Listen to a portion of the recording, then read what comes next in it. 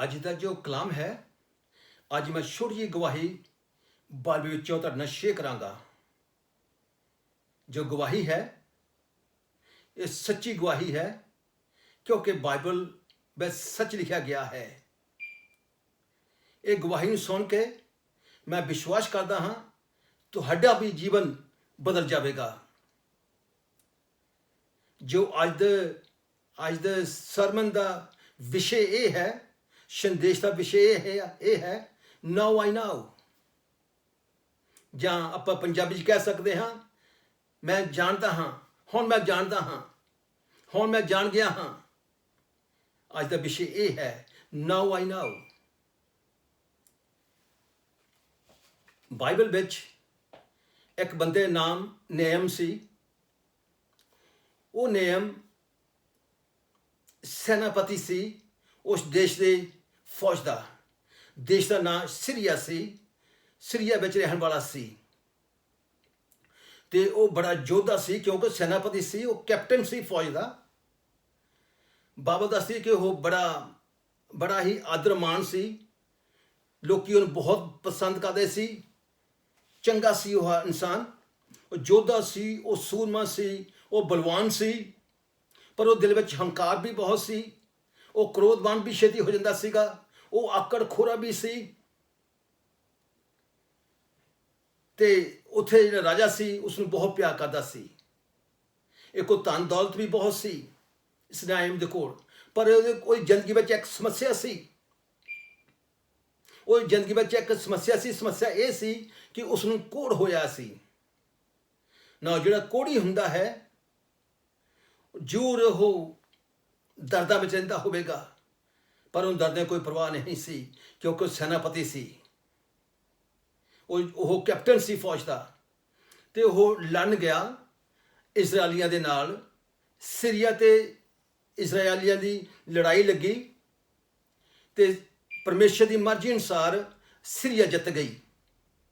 ਤੇ ਜਦੋਂ ਵਾਪਸ ਆਉਣ ਲੱਗੇ ਇਜ਼ਰਾਈਲੀਆਂ ਤੋਂ ਫਤਹ ਪਾ ਕੇ, ਤੇ ਉਹਨਾਂ ਨੇ ਇੱਕ ਲੜਕੀ ਨੂੰ, ਛੋਟੀ ਲੜਕੀ ਨੂੰ ਫੜ ਕੇ ਨਾਲ ਲੈ ਆਂਦਾ। ਤੇ ਉਹ ਲੜਕੀ ਜੋ ਸੈਨਾਪਤੀ ਦੀ ਪਤਨੀ ਸੀ, ਉਹਦੀ ਉਹ ਨੌਕਰਾਨੀ ਬਣ ਗਈ, ਜਾਂ ਟਹਿਲਕਣ ਲੱਗ ਪਈ, ਜਾਂ ਉਹਦੀ ਉਹ ਗੋਲੀ ਬਣ ਗਈ। ਉਹ ਛੋਟੀ ਜਿਹੜੀ ਲੜਕੀ ਨੂੰ ਲੈ ਕੇ ਆਈ ਸੀ।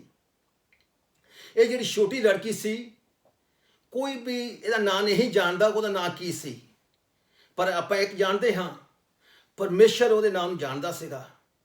ਉਸ ਵੇਲੇ ਜਦੋਂ ਉਹਨੂੰ ਫੜ ਕੇ ਲੈ ਕੇ ਆਏ ਆ, ਉਹਦੇ ਮਾਂ-ਬਾਪ ਕਿੱਦਾਂ ਰੋਂਦੇ ਕਲਾਉਂਦੇ ਹੋਣਗੇ।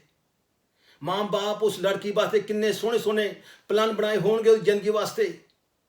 ਕਹਿੰਦੇ ਹੋਣਗੇ ਕਿ ਅਸੀਂ ਇਸ ਲੜਕੀ ਦਾ ਵਿਆਹ ਸੋਹਣੀ ਤਰ੍ਹਾਂ ਕਰਾਂਗੇ, ਇਸ ਲੜਕੀ ਨੂੰ ਚੰਗਾ ਸੀ ਪੜ੍ਹਾਵਾਂਗੇ, ਚੰਗੀ ਸਿੱਖਿਆ ਦੇਵਾਂਗੇ।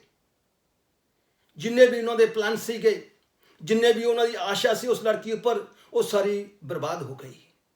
ਉਹ ਬੇਆਸੇ ਹੋ ਗਏ। ਇਹ ਲੜਕੀ ਕੋ ਵੀ ਆਪਣੀਆਂ ਸੋਚਾਂ ਹੋਣਗੀਆਂ, ਇਸ ਲੜਕੀ ਕੋ ਵੀ ਆਪਣੇ ਪਲਾਨ ਹੋਣਗੇ, ਪਰ ਇਹ ਦੇਸ਼ ਨੂੰ ਛੱਡ ਕੇ ਦੂਜੇ ਦੇਸ਼ ਵਿੱਚ ਜਾ ਕੇ ਇੱਕ ਸੈਨਾਪਤੀ ਦੀ ਪਤਨੀ ਦੀ ਨੌਕਰਾਨੀ ਬਣ ਗਈ। ਮੇਰੇ ਭੈਣੋ ਭਰਾਵੋ, ਜੇ ਤੁਸੀਂ ਸਿੱਖਣਾ ਚਾਹੁੰਦੇ ਹੋ ਇਸ ਛੋਟੀ ਜਿਹੀ ਲੜਕੀ ਕੋਲੋਂ, ਤੁਸੀਂ ਇੱਕ ਗੱਲ ਸਿੱਖ ਸਕਦੇ ਹੋ ਕਿ ਆਪਣੇ ਬੈਰੀਆਂ ਨਾਲ ਕਿੱਦਾਂ ਪਿਆਰ ਕਰਨਾ ਹੈ। ਮੇਰੇ ਭੈਣੋ ਭਰਾਵੋ, ਮੈਂ ਤੁਹਾਨੂੰ ਦੱਸਣਾ ਚਾਹੁੰਦਾ ਹਾਂ, ਇਹ ਲੜਕੀ ਜ਼ਰੂਰ ਰੱਬ ਨੂੰ ਪਿਆਰ ਕਰਦੀ ਹੋਵੇਗੀ, ਕਿਉਂਕਿ ਬਾਈਬਲ ਦੱਸਦੀ ਹੈ ਇੱਕ ਦਿਨ ਮਲਕਨ ਦੇ ਨਾਲ ਬੈਠ ਕੇ ਇਹ ਲੜਕੀ ਗੱਲਾਂ ਕਰ ਰਹੀ ਸੀ। ਕਹਿੰਦੀ ਜੇ ਮੇਰਾ ਸਵਾਮੀ ਜਾਂ ਮੇਰਾ ਮਾਲਕ ਇਸ ਵੇਲੇ ਸਾਮਰੀਆ ਵਿੱਚ ਹੁੰਦਾ, ਉੱਥੇ ਇੱਕ ਨਬੀ ਹੈ, ਰੱਬ ਦਾ ਬੰਦਾ ਹੈ, ਜੋ ਰੱਬ ਨੂੰ ਬਹੁਤ ਪਿਆਰ ਕਰਦਾ ਹੈ, ਜੋ ਰੱਬ ਥਰੂ ਉਹਦੇ ਗੱਲਾਂ ਵੱਡੇ ਵੱਡੇ ਕੰਮ ਕਰਦਾ ਹੈ। ਜੇ ਅੱਜ ਉੱਥੇ ਹੁੰਦਾ ਸਾਮਰੀਆ ਵਿੱਚ, ਤੇ ਅੱਜ ਮੇਰਾ ਮਾਲਕ ਉਹ ਕੋੜ ਤੋਂ ਠੀਕ ਹੋ ਸਕਦਾ ਸੀ। ਇਹ ਦੋਨੇ ਜੀ ਬੈਠੀਆਂ, ਨੌਕਰਾਣੀ ਤੇ ਮਾਲਕਣ ਆਪਸ ਵਿੱਚ ਗੱਲਾਂ ਕਰ ਰਹੀਆਂ ਸਨ। ਤੇ ਕਿਸੇ ਹੌਲੀ ਹੌਲੀ ਗੱਲ ਇਹ ਨੇਹਮ ਦੇ ਕੋਲ ਪਹੁੰਚ ਗਈ, ਉਸ ਕੋੜੀ ਦੇ ਕੋਲ ਪਹੁੰਚ ਗਈ ਜੋ ਸੈਨਾਪਤੀ ਸੀ, ਜੋ ਕੈਪਟਨ ਸੀ।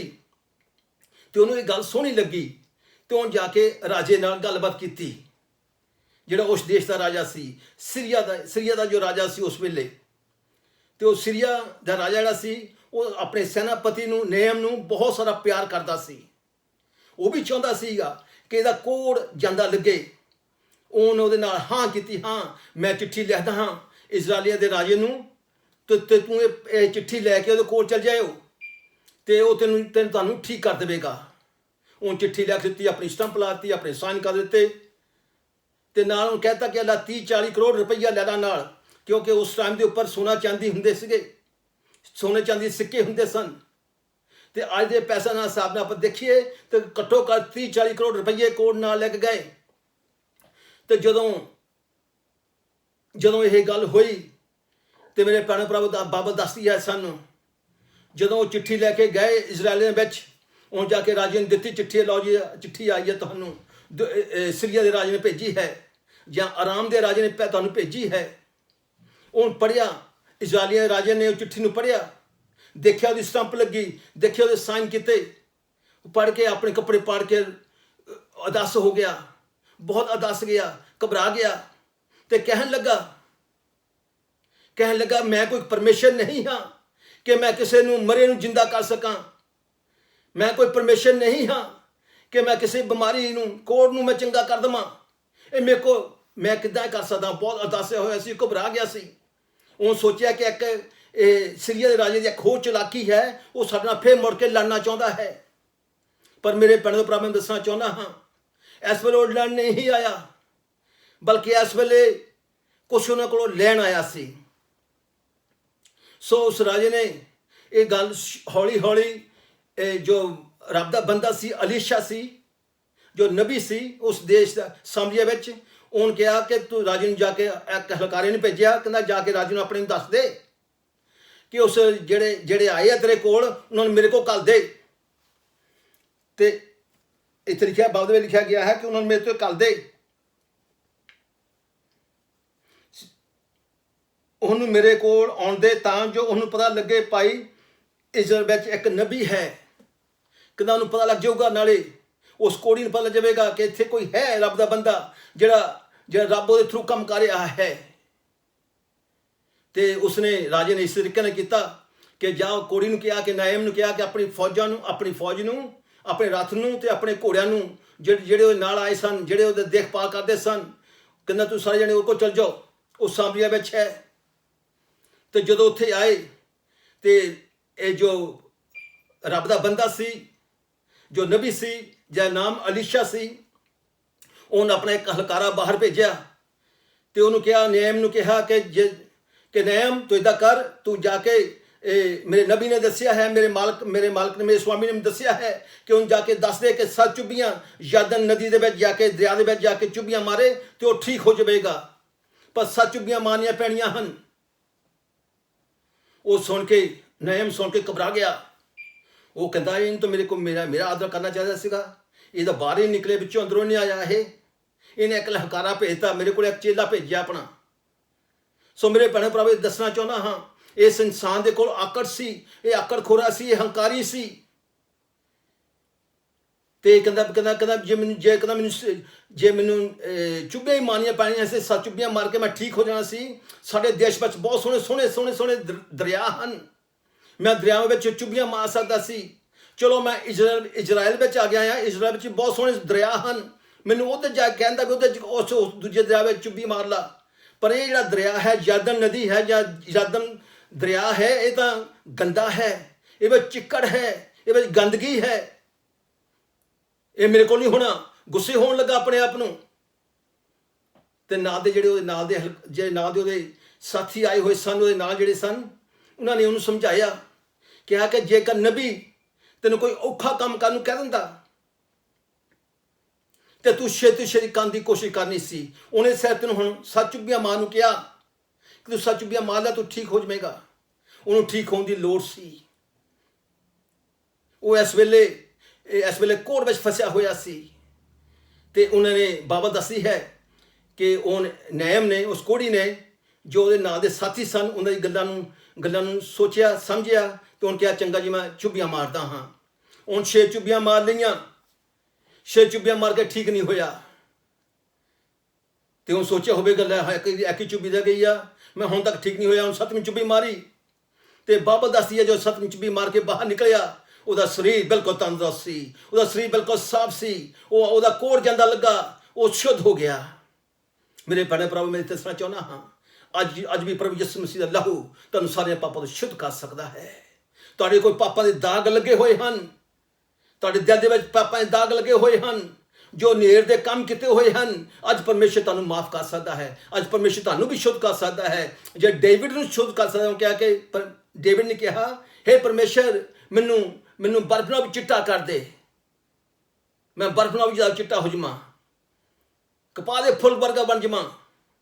ਤੇ ਮੇਰੇ ਭੈਣੋ ਭਰਾਵੋ, ਅੱਜ ਪਰਮੇਸ਼ਰ ਵੀ ਤੁਹਾਨੂੰ ਜੋ ਇਸ ਵੇਲੇ ਮੈਨੂੰ ਦੇਖ ਰਹੇ ਹਨ, ਜੋ ਮੈਨੂੰ ਸੁਣ ਰਹੇ ਹਨ, ਜੇ ਸ਼ਾਇਦ ਤੁਸੀਂ ਅੱਜ ਤੱਕ ਆਪਣੇ ਪਾਪਾਂ ਦਾ ਇਕਰਾਰ ਨਹੀਂ ਕੀਤਾ ਪਰਮੇਸ਼ਰ ਮੂਹਰੇ, ਅੱਜ ਤੱਕ ਤੁਸੀਂ ਸ਼ੁੱਧ ਨਹੀਂ ਹੋਏ ਪ੍ਰਭੂ ਯਿਸੂ ਮਸੀਹ ਦੇ ਲਹੂ ਨਾਲ, ਤੁਸੀਂ ਅੱਜ ਸ਼ੁੱਧ ਹੋ ਸਕਦੇ ਹੋ।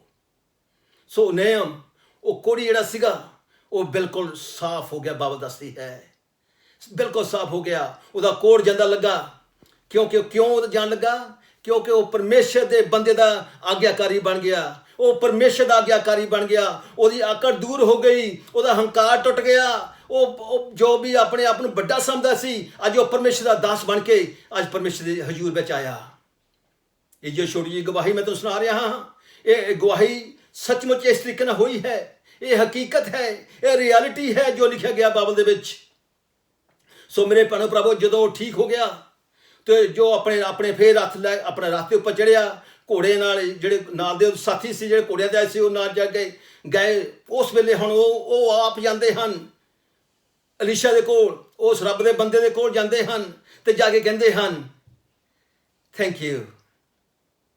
ਕਹਿੰਦੇ ਹਨ ਕਿ ਮੈਂ ਸੱਚਮੁੱਚ ਜਾਣ ਲਿਆ ਹੈ ਕਿ ਇੱਥੇ ਲਿਖਿਆ ਬਾਈਬਲ ਵਿੱਚ, ਮੈਂ ਤਾਂ ਸੁਣਾਉਣ ਲੱਗਾ,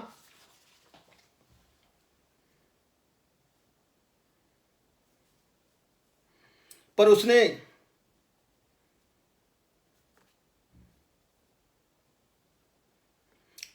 ਤੇ ਉਸਦੀ ਸਾਰੀ ਟੋਲੀ ਪਰਮੇਸ਼ਰ ਦੇ ਜਨ ਦੇ ਕੋਲ ਮੁੜ ਕੇ ਆਈ ਅਤੇ ਉਹ ਉਸਦੇ ਅੱਗੇ ਖਲੋਤਾ ਤੇ ਬੋਲਿਆ, ਵੇਖ, ਮੈਂ ਜਾਣਦਾ ਹਾਂ ਕਿ ਇਜ਼ਰਾਈਲ ਤੋਂ ਬਿਨਾਂ ਸਾਰੀ ਧਰਤੀ ਉੱਤੇ ਕੋਈ ਪਰਮੇਸ਼ਰ ਨਹੀਂ ਹੈ। ਇਸ ਲਈ ਹੁਣ ਮੈਂ ਆਪਣੇ ਚਾਕਰ ਨੂੰ ਇੱਕ ਨਜ਼ਰ ਕਬੂਲ ਦਿੰਦਾ ਹਾਂ। ਉਹ ਇੱਕ ਭੇਟ ਚੜਾਉਣੀ ਚਾਹੁੰਦਾ ਹੈ, ਉਹ ਇੱਕ ਤੋਹਫਾ ਲੈ ਕੇ ਆਉਣਾ ਚਾਹੁੰਦਾ ਹੈ। ਉਹ ਤੋਹਫਾ ਜੋ 30-40 ਕਰੋੜ ਰੁਪਈਆ ਕੋਲ ਲੈ ਕੇ ਆਇਆ ਸੀਗਾ, ਅੱਜ ਉਹ ਅਲੀਸ਼ਾ ਨੂੰ ਦੇਣ ਲੱਗਾ। ਅਲੀਸ਼ਾ ਨੇ ਕਿਹਾ, ਨਹੀਂ, ਮੈਨੂੰ ਪੈਸਿਆਂ ਦੀ ਲੋੜ ਨਹੀਂ, ਮੈਨੂੰ ਇਸ ਤੋਹਫੇ ਦੀ ਲੋੜ ਨਹੀਂ, ਕਿਉਂਕਿ ਪਰਮੇਸ਼ਰ ਦੇ ਮੈਰੀਕਲ ਨੂੰ ਕੋਈ ਖਰੀਦ ਨਹੀਂ ਸਕਦਾ, ਨਵੀਂ ਜ਼ਿੰਦਗੀ ਨੂੰ ਕੋਈ ਖਰੀਦ ਨਹੀਂ ਸਕਦਾ। ਇਹਦਾ ਪਰਮੇਸ਼ਰ ਦੀ ਕਿਰਪਾ ਉਹਦੇ ਉੱਪਰ ਹੋਈ ਹੈ। ਕਿਰਪਾ ਦਾ ਮੁੱਲ ਸਾਡੇ ਪ੍ਰਭੂ ਯਿਸੂ ਮਸੀਹ ਨੇ ਦਿੱਤਾ ਹੋਇਆ ਹੈ ਸਾਡੇ ਵਾਸਤੇ। ਸੋ ਇਸ ਨਬੀ ਨੂੰ ਬਹੁਤ ਕੁਛ ਦਿੰਦਾ ਸੀ। ਉਹ 30-40 ਕਰੋੜ ਰੁਪਈਆ ਮੂੰਹ ਨੇ ਕਹਿਣਿਆ, ਉਹ ਦਿਲ ਵਿੱਚ ਲਾਲਚ ਆ ਸਕਦਾ ਸੀਗਾ, ਪਰ ਪਰਮੇਸ਼ਰ ਦਾ ਬੰਦਾ ਜੋ ਹਨ, ਉਹ ਲਾਲਚ ਨਹੀਂ ਕਰਦੇ, ਕਿਉਂਕਿ ਪਰਮੇਸ਼ਰ ਨੇ ਉਹਨਾਂ ਸਿਰ ਦੇ ਉੱਪਰ ਛੱਤ ਰੱਖੀ ਹੋਈ ਹੈ ਤਾਂ ਰੋਜ਼ ਰੋਟੀ ਖਾਣ ਨੂੰ ਦਿੰਦਾ ਹੈ। ਸੋ ਮੇਰੇ ਭੈਣੋ ਭਰਾਵੋ, ਇੱਥੇ ਬਹੁਤ ਤਰਲੇ ਕੀਤੇ। ਉਸ ਕੋੜੀ ਨੇ ਜਿਹਦਾ ਕੋੜ ਚੰਗਾ ਹੋ ਗਿਆ ਸੀਗਾ, ਹੁਣ ਉਹ ਕੋੜੀ ਨਹੀਂ ਰਿਹਾ, ਬਲਕਿ ਉਹ ਇੱਕ ਸੋਹਣਾ ਸਾਫ਼ ਸੁਥਰਾ ਇਨਸਾਨ ਬਣ ਗਿਆ ਸੀ। ਉਹਦੀ ਬਿਮਾਰੀ ਸਭ ਉਹ ਤੋਂ ਦੂਰ ਹੋ ਗਈ ਸੀ। ਅੱਜ ਉਹ ਪਰਮੇਸ਼ਰ ਦਾ ਆਗਿਆਕਾਰੀ ਬਣ ਗਿਆ ਤੇ ਉਸਨੇ ਕਿਹਾ ਕਿ ਮੈਨੂੰ ਏਦਾਂ ਕਰ ਕੇ ਮੈਨੂੰ ਸਿਰਫ 2 ਮਿੱਟੀ ਦੀਆਂ ਬਾਲਟੀਆਂ ਭਰ ਕੇ ਦੇ ਦੇ, ਮੇਰੇ ਵਾਸਤੇ ਇਹੀ ਬਹੁਤ ਹੈ। ਆਪਾਂ ਹੁਣ ਸੋਚੋ ਕਿ ਹੁਣ ਮਿੱਟੀ ਦੀਆਂ ਬਾਲਟੀਆਂ 2 ਕੀ ਕਰਨੀਆਂ ਸੀ। ਉਹ ਨੇਮ ਨੇ ਜਿਹੜਾ ਚੰਗਾ ਹੋ ਗਿਆ ਸੀ, ਉਹਨੂੰ ਕਿਹਾ, ਨਬੀ ਨੂੰ ਕਿਹਾ ਕਿ ਮੈਨੂੰ 2 ਬਾਲਟੀਆਂ ਮਿੱਟੀ ਦੀਆਂ ਭਰ ਦੇ, ਮੈਨੂੰ ਇਹ ਦੇ ਦੇ, ਕਿਉਂਕਿ ਉਹ ਕਹਿੰਦਾ ਮੈਂ ਜਾ ਕੇ ਮੈਂ ਪਰਮੇਸ਼ਰ ਦੀ ਉਪਾਸਨਾ ਕਰਨੀ ਹੈ, ਕਿਉਂਕਿ ਉੱਥੇ ਹੋਰ ਕੋਈ ਹੈ ਨਹੀਂ ਦੁਨੀਆ ਵਿੱਚ ਜਿਹੜੇ ਸੱਚੇ ਪਰਮੇਸ਼ਰ ਨੂੰ ਮੰਨਦਾ ਹੈ, ਜਿਹੜਾ ਇਜ਼ਰਾਈਲੀਆਂ ਵਾਲਾ ਪਰਮੇਸ਼ਵਰ ਹੈ, ਜਿਹੜਾ ਧਰਤੀ ਦੇ ਆਕਾਸ਼ ਦਾ ਮਾਲਕ ਹੈ। ਉੱਥੇ ਹੋਰ ਕੋਈ ਇਹਨੂੰ ਮੰਨਦਾ ਨਹੀਂ। ਜਦ ਕਿ ਚਲੋ ਮੈਂ ਇੱਕ ਪਾਸੇ ਮਿੱਟੀ ਰੱਖ ਕੇ ਮੈਨੂੰ ਚੇਤਾ ਰਹੂਗਾ ਕਿ ਪਰਮੇਸ਼ਰ ਨੇ ਮੇਰੇ ਵਾਸਤੇ ਕੀ ਕੁਛ ਕੀਤਾ ਹੋਇਆ ਹੈ। ਹੋ ਸਕਦਾ ਇਸ ਤਰੀਕੇ ਨਾਲ ਵੀ ਆਪਾਂ ਕਹਿ ਸਕਦੇ ਹਾਂ ਕਿ ਜਦੋਂ ਆਪਾਂ ਕਿਸੇ ਦੇਸ਼ ਵਿੱਚ ਜਾਂਦੇ ਹਾਂ ਜਾਂ ਕਿਸੇ ਨਵੇਂ ਟਾਊਨ ਵਿੱਚ ਜਾਂਦੇ ਜਾਂ ਹੋਲਡੇ ਕੱਟਣ ਜਾਂਦੇ ਹਾਂ ਅਤੇ ਆਪਾਂ ਉੱਥੇ ਕੋਈ ਨਾ ਕੋਈ ਯੂ ਸੀਨਰੀ ਲੈ ਕੇ ਆਉਂਦੇ ਹਾਂ, ਜਾਂ ਆਪਾਂ ਪੋਸਟ ਕਾਰਡ ਜਿਹਾ ਲੈ ਕੇ ਆਉਂਦੇ ਹਾਂ। ਉਹ ਸੀਨਰੀ ਦੇਖਦੇ ਆਪਾਂ, ਜਦੋਂ ਆਪਾਂ ਘਰ ਵਾਪਸ ਆਉਂਦੇ ਹਾਂ, ਕੋਈ ਦੇਖਦਾ ਆਣ ਕੇ ਆਪਾਂ ਕਹਿੰਦੇ ਹੈ ਅਸੀਂ ਇਹ ਦੇਸ਼ ਵਿੱਚ ਗਏ ਸੀਗੇ, ਉੱਥੇ ਆਹ ਹੁੰਦਾ ਸੀ, ਉੱਥੇ ਆਹ ਹੁੰਦਾ ਸੀ, ਉੱਥੇ ਆਹ ਦੇਖ ਕੇ ਆਏ ਹਾਂ। ਸ਼ਾਇਦ ਹੋ ਸਕਦਾ ਹੈ ਕਿ ਉਹ ਇੱਕ ਨਿਸ਼ਾਨੀ ਲੈ ਕੇ ਚੱਲਿਆ ਪਰਮੇਸ਼ਰ ਉੱਥੇ ਇਜ਼ਰਾਈਲੀਆਂ ਵਿੱਚੋਂ 2 ਮਿੱਟੀ ਦੀਆਂ ਬਾਲਟੀਆਂ, ਹੋ ਸਕਦਾ ਹੈ ਉਸਨੇ ਜਾ ਕੇ ਭੇਡ ਚਰਾਉਣੀ ਹੋਵੇਗੀ। ਸੋ ਮੇਰੇ ਭੈਣੋ ਪ੍ਰਭੂ ਨੂੰ ਦੱਸਣਾ ਚਾਹੁੰਦਾ ਹੈ, ਸਾਨੂੰ ਮਿੱਟੀ ਦੀ ਲੋੜ ਨਹੀਂ, ਸਾਨੂੰ ਪ੍ਰਭੂ ਯਿਸੂ ਮਸੀਹ ਦੇ ਨਾਮ ਦੀ ਲੋੜ ਹੈ। ਆਕਾਸ਼ ਅਤੇ ਧਰਤੀ ਚੱਲ ਜਾਣਗੇ, ਪਰ ਜਿਹੜਾ ਉਹਦਾ ਨਾਮ ਹੈ ਉਹ ਹਮੇਸ਼ਾ ਰਹੇਗਾ। ਇਹ ਵੀ ਬਾਬਤ ਦੱਸਦੀ ਹੈ ਕਿ ਧਰਤੀ ਥੱਲੇ, ਆਕਾਸ਼ ਦੇ ਥੱਲੇ, ਧਰਤੀ ਉੱਤੇ ਹੋਰ ਕੋਈ ਦੂਜਾ ਨਾਮ ਨਹੀਂ ਦਿੱਤਾ ਗਿਆ ਜਿਸ ਤੋਂ ਇਨਸਾਨ ਮੁਕਤੀ ਪਾ ਸਕਦਾ ਹੈ। ਇੱਕੋ ਹੀ ਨਾਮ ਹੈ, ਉਹ ਨਾਮ ਪ੍ਰਭੂ ਯਿਸੂ ਮਸੀਹ ਹੈ, ਜਿਸਨੇ ਕਿਹਾ ਕਿ every knee shall bow, every tongue will confess that Jesus Christ is Lord। ਮੇਰੇ ਭੈਣੋ ਪ੍ਰਭੂ ਯਿਸੂ ਮਸੀਹ ਅੱਜ ਤੁਹਾਨੂੰ ਪਾਕ ਤੇ ਸਾਫ਼ ਕਰਨਾ ਚਾਹੁੰਦਾ ਹੈ। ਪ੍ਰਭੂ ਯਿਸੂ ਮਸੀਹ ਅੱਜ ਤੁਹਾਨੂੰ ਉਹ ਨਵੀਂ ਜ਼ਿੰਦਗੀ ਦੇਣੀ ਚਾਹੁੰਦਾ ਹੈ, ਜਿੱਦਾਂ ਉਸ ਕੋੜੀ ਨਵੀਂ ਜ਼ਿੰਦਗੀ ਮਿਲੀ ਹੈ, ਇਸ ਤਰੀਕੇ ਨਾਲ ਤੁਹਾਨੂੰ ਨਵੀਂ ਜ਼ਿੰਦਗੀ ਦੇਣੀ ਚਾਹੁੰਦਾ ਹੈ। ਤੇ ਮੈਂ ਜਦੋਂ ਕੋੜੀ ਜਾਣ ਲੱਗਾ, ਉਸਨੇ ਕਿਹਾ ਜਾ ਤੇ ਸੁਖੀ ਰਹਿ। Go and be blessed। Amen।